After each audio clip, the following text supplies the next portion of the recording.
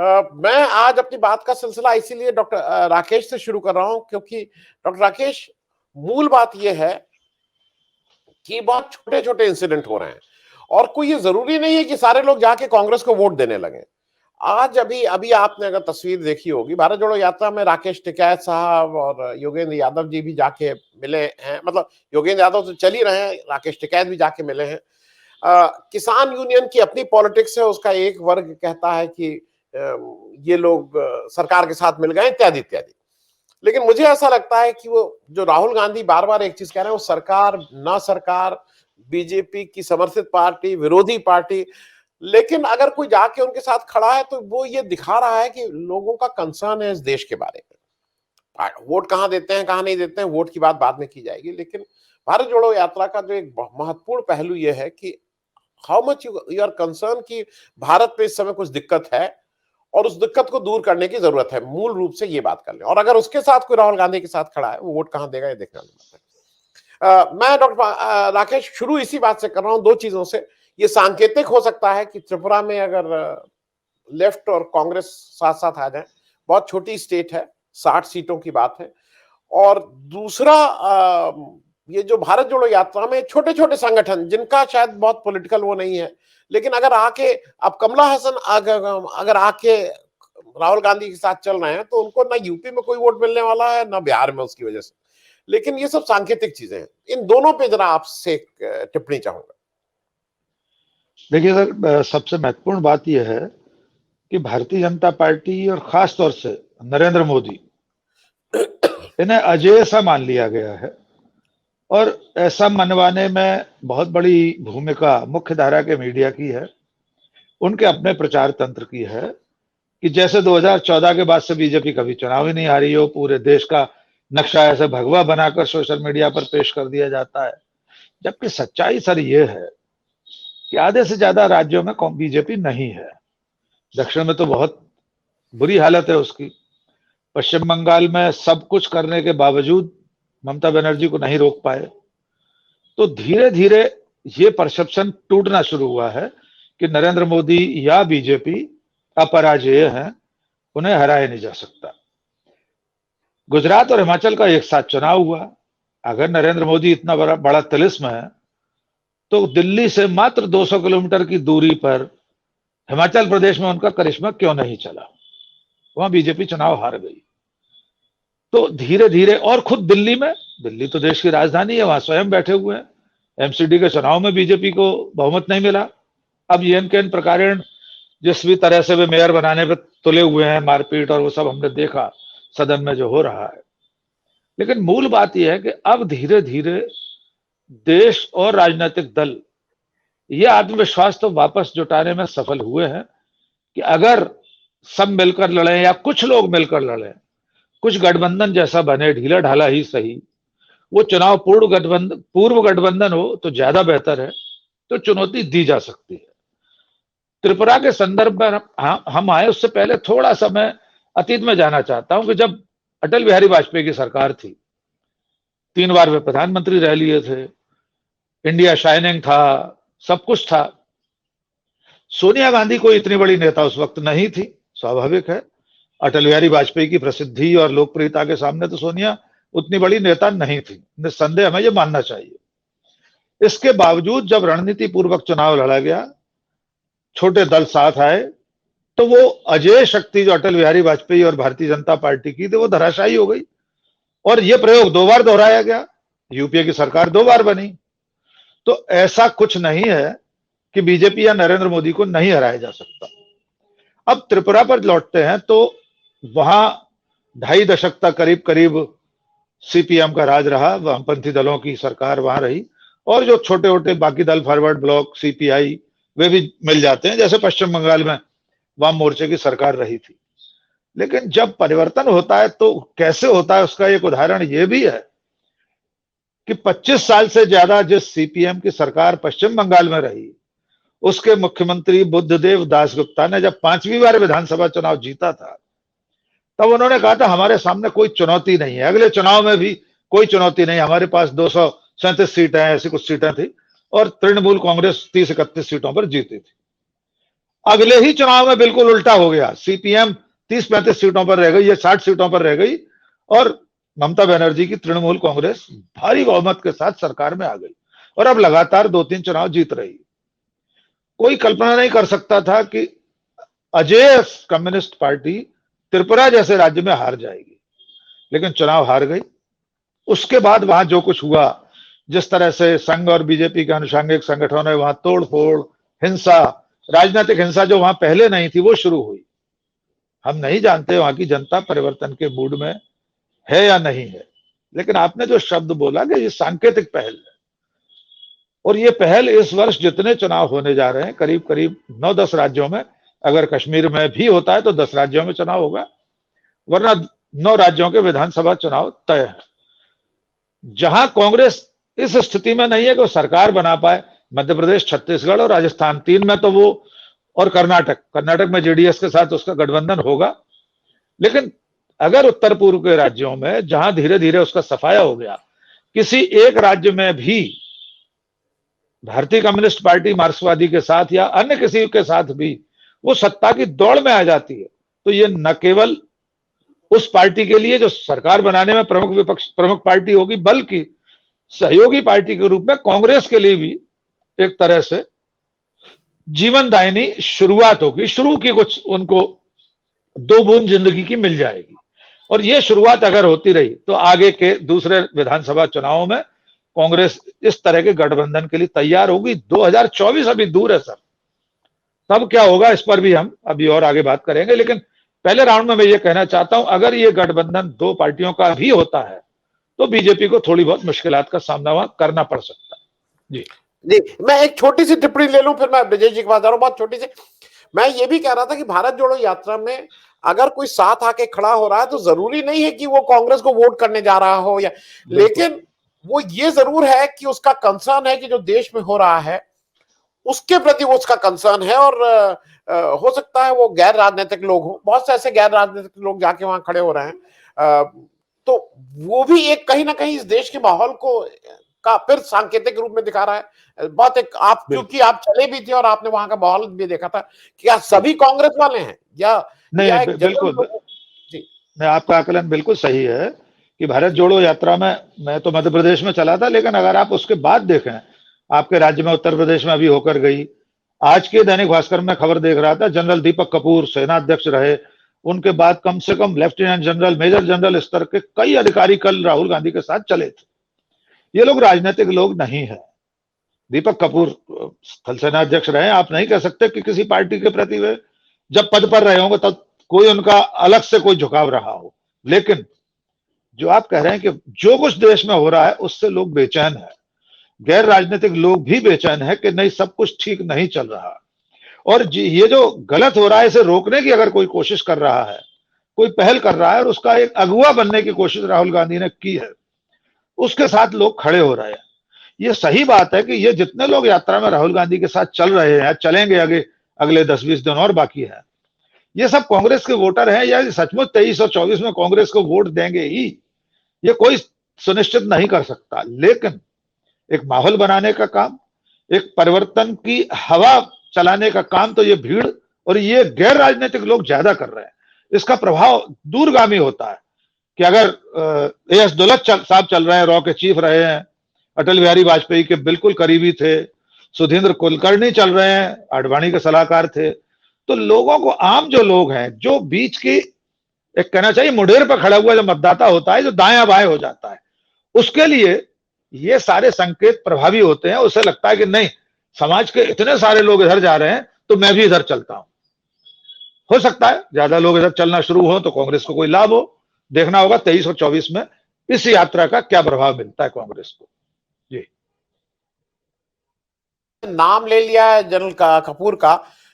मेरे भाई असल में आर्टिलरी अफसर थे, तो ये उनकी पलटन के थे, और बहुत रेयरली होता है कि आर्टिलरी अफसर जनरल के पद तक पहुंचे।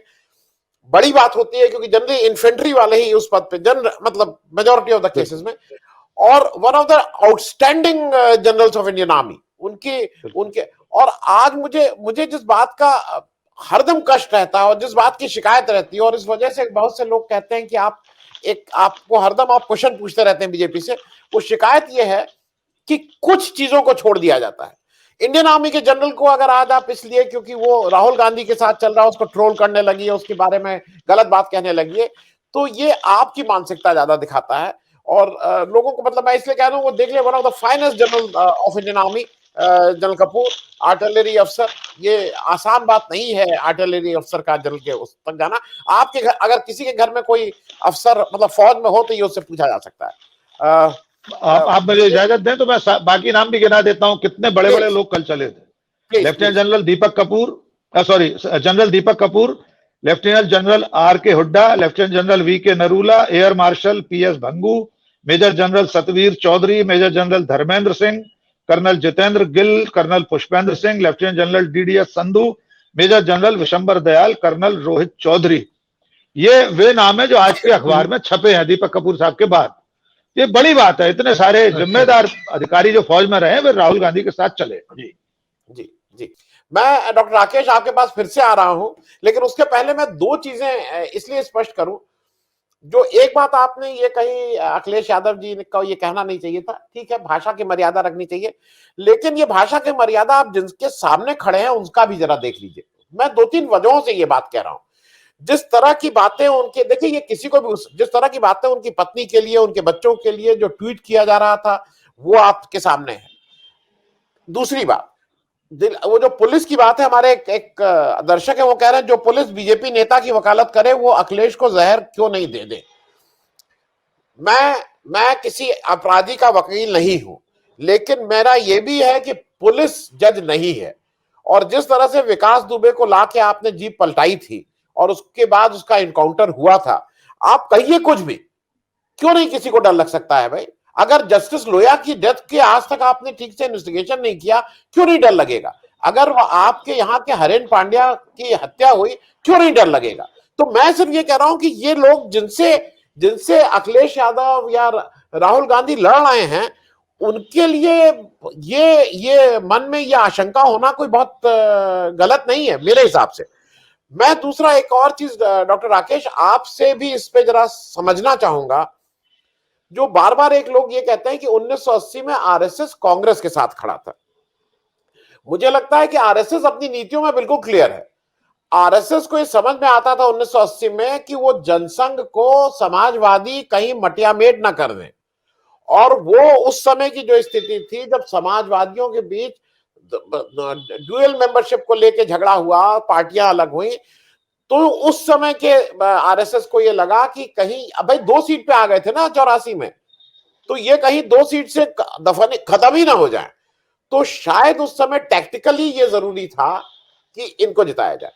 इंडिया अगेंस्ट करप्शन के सारे लोग आरएसएस के थे। उसके बाद जो जिस तरह से कांग्रेस को घेरा जाता था, हमारे अरविंद केजरीवाल साहब घेरते थे, मतलब वो चूंकि पास हो जाएगा, लोग उसमें, लोगों को अच्छा नहीं लगेगा पास सुनना, लेकिन चीजें हैं। तो आरएसएस अपने हिसाब से किसी के साथ खड़ा होता है, उसका तो एजेंडा बिल्कुल क्लियर है, और मुझे नहीं लगता है कि आज उसके एजेंडा में बीजेपी के अलावा अगले 100 दलों तक कोई और दल भी फिट इन हो रहा है। डॉक्टर राकेश पाठक, मेरा एक जरा आपसे एक चीज और समझने वाली बात थी। एक नया चीज चली है वरुण गांधी को लेकर, अब ये हो रहा है कि नहीं वो भी आने का है। अच्छा, वरुण गांधी भी बहुत ही चीजों पे स्टैंड ले रहे हैं, वो गन्ने की बात पे कर रहे हैं, वो जो गन्ने का बकाया नहीं मिल रहा है, किसानों की बात कर रहे हैं, वो हर एक चीज पे स्टैंड ले रहे हैं। और मुझे लगता है कि कहीं ना कहीं उनको भी क्लियर होता जा रहा है कि शायद बीजेपी को जितना उनको यूज करना था यूज कर चुके हैं, और अब उनका टिकट भी मिलना शायद मुश्किल हो।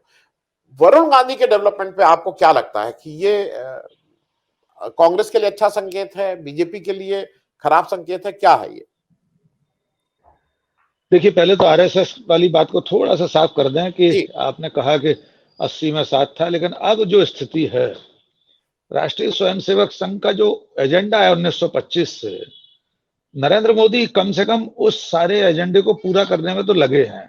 भले संघ से और उनके व्यक्तिगत रिश्ते संघ के बड़े पदाधिकारियों के साथ ठीक नहीं है। मैंने बहुत विस्तार से खबर लिखी थी 1.5 साल पहले, और संघ और मोहन भागवत और मोदी के संबंधों को लेकर, आरएसएस को लेकर। लेकिन सच्चाई यह है कि राष्ट्रीय स्वयंसेवक संघ के पास उसका एजेंडा पूरा करने के लिए नरेंद्र मोदी से बेहतर और कोई मोहरा नहीं हो सकता। राम मंदिर संघ का एजेंडा था, बनकर तैयार है, गृह मंत्री ने घोषणा कर दी 1 जनवरी 2024 को मिल जाएगा। 370 संघ की योजना एजेंडे में था, 370 खत्म हो गया। हिंदू राष्ट्र बनाने का जो अघोषित एजेंडा है संघ और उसके आनुषंगिक संगठनों का, तो लगभग घोषित एजेंडा है। नरेंद्र मोदी और उनकी सरकार कहीं भी आड़े नहीं आती जब इस तरह की कोई बातें उठती हैं, चाहे वो कोई साधु सन्यासी बात करे हिंदू राष्ट्र की, या बीजेपी के सांसद करें, साध्वी हमारे भोपाल की सांसद महोदय तक। तो संघ और मोदी के रिश्तों में अभी कोई ऐसी रार छिड़ने वाली नहीं है जब तक कि नरेंद्र मोदी उसके एजेंडे पर चलते रहे। वरुण गांधी का जहां तक प्रश्न है, वरुण गांधी और उनकी मां श्रीमती मेनका गांधी लंबे समय से असहज स्थिति में है। मेनका गांधी को मंत्री नहीं बनाया गया और उसके बाद से लगातार दोनों लोगों, मेनका गांधी तो शांत रहती हैं, लेकिन वरुण गांधी लगातार ऐसे बयान दे रहे हैं जो आश्चर्यजनक है कि भारतीय जनता पार्टी, उसका नेतृत्व, मोदी और शाह, ये कैसे बर्दाश्त कर रहे होंगे इन बयानों को। सरकार की नीतियों की आलोचना कर रहे हैं। अब वे कुछ साल पहले जरूर वरुण ने कुछ ऐसे आपत्तिजनक बयान दिए थे जो धार्मिक विद्वेष वाले, लेकिन मुझे ऐसा लगता है बाद में उन्हें भी समझ में आ गया होगा कि ये ठीक नहीं है। वे कांग्रेस में जाएंगे कि नहीं जाएंगे, इससे बड़ा प्रश्न यह है कि वे भारतीय जनता पार्टी से कब बाहर किए जाएंगे। और अगर बीजेपी उन्हें बाहर नहीं कर रही है तो ये बहुत बड़ी बात है। लगातार वे प्रधानमंत्री, सरकार की नीतियों, बीजेपी की नीतियों की आलोचना कर रहे हैं। कल उन्होंने कह भी दिया राहुल मेरा भाई है। जहां तक आपसी पारिवारिक संबंधों का प्रश्न है, सोनिया गांधी और मेनका गांधी के संबंध अच्छे नहीं रहे, लेकिन ऐसा माना जाता रहा है कि प्रियंका, वरुण और राहुल के आपसी संबंधों में वैसी खटास नहीं रही जैसी देवरानी जेठानी में रही होगी। अब मेनका गांधी के पास खोने के लिए कुछ नहीं है। वे जानती हैं उनको अगली बार हो सकता है टिकट भी न मिले, लेकिन वरुण गांधी के पास अभी उम्र भी बाकी है, राजनीतिक जीवन के हिसाब से पर्याप्त समय है। उन्हें अपने लिए कोई रास्ता तलाशना है और उसकी तलाश में वे लगे हैं। अगर राहुल गांधी के साथ वरुण गांधी आते हैं तो उत्तर प्रदेश में एक छोटा मोटा जमीन का कोना भारतीय राष्ट्रीय कांग्रेस को मिल सकता है वरुण और मेनका गांधी के भरोसे। तराई के क्षेत्र में और जो उनके संसदीय क्षेत्र हैं, वहां जो मेनका और वरुण गांधी की पकड़ है, उसका कोई लाभ उठा सकती है कांग्रेस पार्टी। लेकिन यह निर्णय राजनीतिक नहीं होगा, यह निर्णय एक तरह से पारिवारिक निर्णय होगा। और मुझे नहीं लगता कि जब तक सोनिया गांधी है बहुत आसानी से वरुण गांधी की वापसी हो पाएगी। अगर वरुण गांधी की वापसी होती है तो भारतीय जनता पार्टी के लिए कोई बहुत बड़ा झटका नहीं होगा। बीजेपी, संघ और उसके आईटी सेल को जो गाली देने की जिम्मेदारी अभी दी गई है कि नेहरू मुसलमान थे, फिरोज गांधी मुसलमान थे, और वो गाली देते समय ये भूल जाती है उसी फिरोज गांधी की दूसरी संतान संजय गांधी थे। तो ये जो भेदभाव, ये उसको भूलना पड़ता था कि वरुण और मेनका को छोड़ना पड़ेगा, अब उसके लिए और आसान हो जाएगा। वो एकजाई रूप में सबको इकट्ठा मुसलमान बता पाएंगे। राहुल के साथ साथ वरुण गांधी को भी उसी पलड़े में आईटी सेल रख लेगा। लेकिन इसके राजनीतिक संकेत अच्छे निकलेंगे कांग्रेस पार्टी के लिहाज से, क्योंकि कांग्रेस पे यूपी में अब कुछ नहीं बचा है। हम नहीं जानते इस यात्रा के बाद यूपी में कांग्रेस कितना गेन करेगी, क्या हासिल करेगी। लेकिन अगर वरुण गांधी आ जाते हैं तो एक प्रतीकात्मक रूप से राहुल गांधी की ताकत बढ़ेगी और कांग्रेस की ताकत बढ़ेगी। लेकिन इसके लिए भी थोड़ा और इंतजार करना पड़ेगा, खास तौर से इस यात्रा के समापन तक का इंतजार करना होगा। हो सकता है कांग्रेस पार्टी ऐसे बड़े कदम उसके बाद उठाए। मैं डॉक्टर राकेश आपके पास फिर से एक चीज जरा और समझने के लिए आ रहा हूं, क्योंकि नॉर्थ ईस्ट की बात हो रही है। हमारे कुछ दर्शकों को लग रहा है कि भाई आप त्रिपुरा की बात नहीं कर रहे हैं। त्रिपुरा से एक क्यों लेके हम पूरे देश का, क्योंकि आज अगर हिमाचल जैसे छोटे राज्य ने पूरे देश को एक रास्ता दिखाया, एक उम्मीद जगाई है, तो त्रिपुरा भी वो उम्मीद जगा सकता है। मैं जरा डॉक्टर राकेश एक चीज ये बताइए, बीजेपी के नॉर्थ ईस्ट में जहां बीजेपी के अपने चीफ मिनिस्टर हैं वो 3 स्टेट हैं, 4 हैं मेरे ख्याल, नहीं, अरुणाचल है,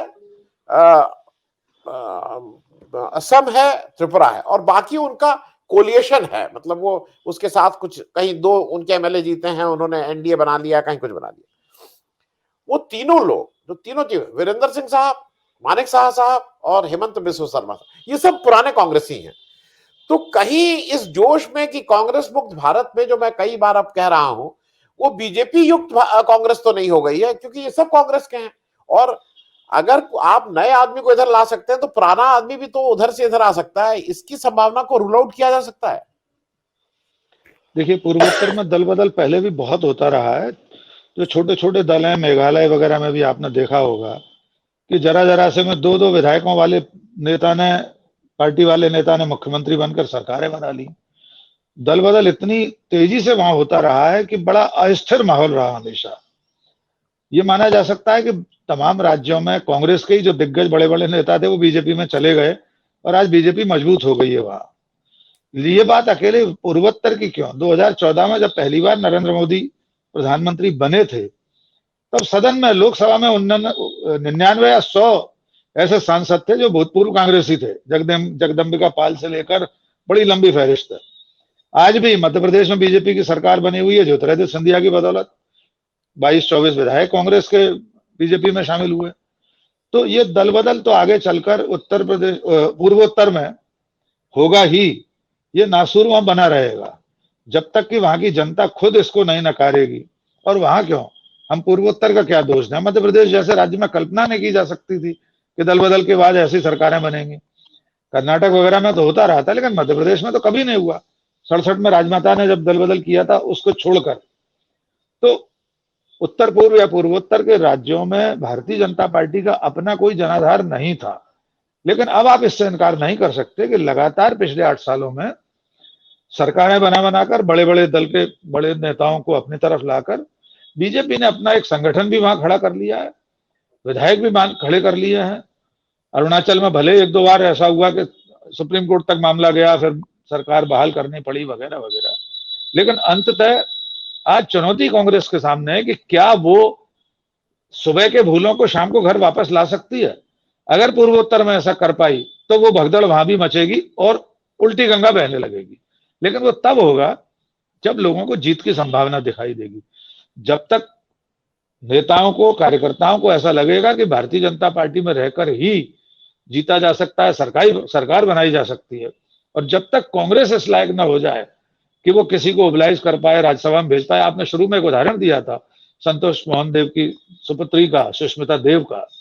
जी, सच बात यही है कि कांग्रेस लोगों को राज्यसभा तक में भेजने की स्थिति में नहीं है, इसलिए ये लोग दल बदल करके गए। अगर मध्य प्रदेश में ये स्थिति होती कि 2 लोग जा सकते, यद्यपि 2 जाने की स्थिति में थे तब भी, लेकिन ज्योतिरादित्य सिंधिया मुतमईन नहीं थे। उन्हें आशंका थी मेरा नाम दूसरे नंबर पर रखकर कहीं मुझे निपटा ना दिया जाए। सुष्मिता देव को भी अगर राज्यसभा में भेजने की हैसियत होती कांग्रेस की तो वे पार्टी कभी नहीं छोड़ते। प्रियंका चतुर्वेदी को अगर राज्यसभा में भेज सकते राहुल गांधी, तो प्रियंका चतुर्वेदी भी कांग्रेस छोड़कर शिवसेना में नहीं जाती। कुल मिलाकर ये स्थिति बनेगी, सत्ता के रास्ते पर कौन ले जा सकता है। तो दल बदल के लिए हमेशा से ही पूर्वोत्तर प्रसिद्ध रहा है, आगे भी उसकी ये प्रसिद्धि कायम रहेगी, मुझे ऐसा लगता है। कार्यक्रम खत्म हो रहा है, मैं बहुत क्विकली आप लोगों से आधे मिनट में एक रिएक्शन पूछ लूं। एक समय था जब इंदिरा गांधी के साथ कोई गठबंधन चल नहीं सकता था। इंदिरा गांधी का डिक्टेट था कि जो मैं, कांग्रेस पार्टी मेरी है, आप मेरे साथ आइए। फिर एक गठबंधन की पॉलिटिक्स आई और फिर जनता पार्टी, जनता दल ये बना और बीजेपी का एनडीए बना, जिसको अटल बिहारी वाजपेयी ने गठबंधन का धर्म निभाते हुए बहुत अच्छे से चलाया।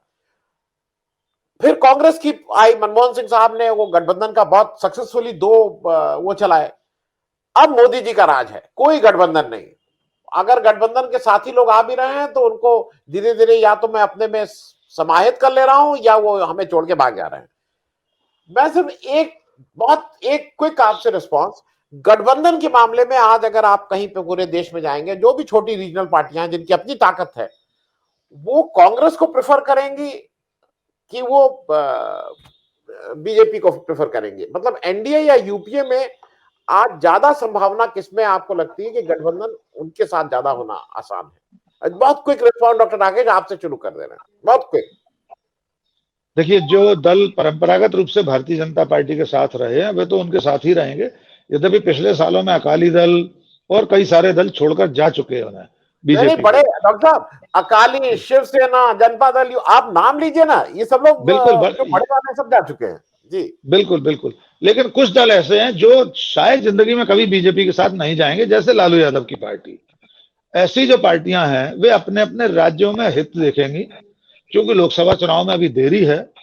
राज्यों में जब जब चुनाव होंगे, जनता दल यूनाइटेड है मान लीजिए कर्नाटक में, वो कांग्रेस के साथ जाएगा, जा सकता है, यद्यपि पहले वो बीजेपी के साथ भी जा चुका है। ये स्थितियां राज्यों की चुनावी बिसात पर निर्भर करेंगी, लेकिन असली चुनौती होगी 2024 के लोकसभा चुनाव में। तब ऐसा लगता है कि अगर कांग्रेस और 4-5 बड़े दल एक बड़ा गठबंधन बनाने में कामयाब हुए तो बीजेपी को चुनौती मिल सकती है। जी।